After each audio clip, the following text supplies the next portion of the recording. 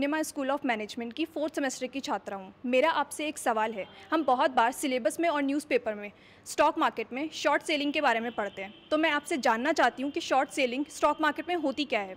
दो तरह से कैश मार्केट काम करती है, एक है नॉर्मल मार्केट, एक है trade for trade market.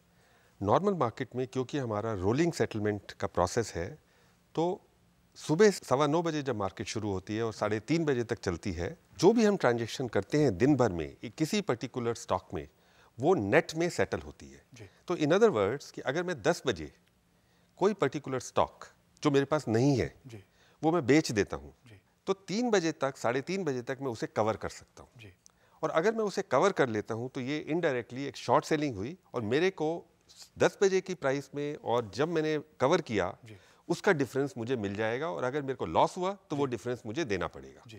Trading market में आप शॉर्ट सेलिंग कर सकते हैं, लेकिन कई stock exchanges trade for trade में डाल देते हैं। उसका मतलब ये है कि आपको ये दिन में भी इक्वेट करने की, सेटल करने की, क्लब करने की परमिशन नहीं है।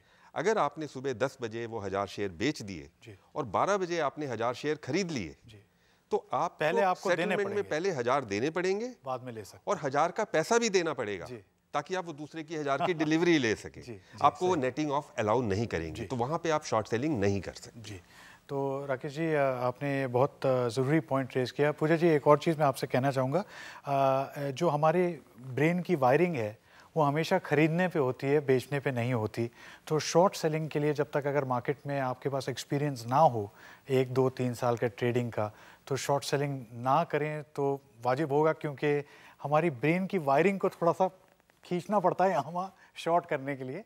तो एक्सपीरियंस हो तो ज़रूर कीजिएगा। उसके पहले शॉर्ट सबके लिए, जैसे अगर आप नए निवेशक हैं तो मेरी सलाह ये होगी कि एकदम शॉर्ट करने की कोशिश ना करें।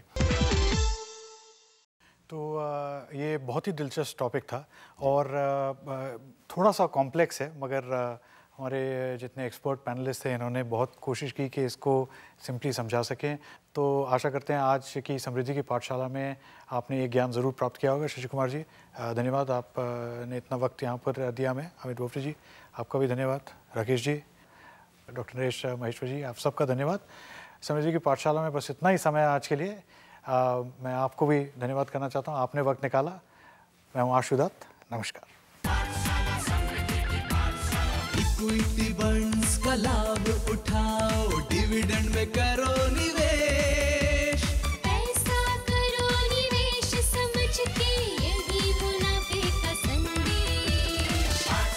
पाठशाला समृद्धि की पाठशाला। म्यूचुअल फंड में पैसा रखो, बैंकों से रखो व्यवहार, बचत हमेशा साथ निभाए, कामयाब पूंजी बाजार। इसी छलावे में मत आना, नहीं मिलेगा कहीं फायदा। समृद्धि का सुख पाओगे, वही करो जो कहे कायदा। पैसों का उपयोग सही तो खुशियों की बरसात है, सब रिश्ते मजबूत बने जब पैसा अपने हाथ है।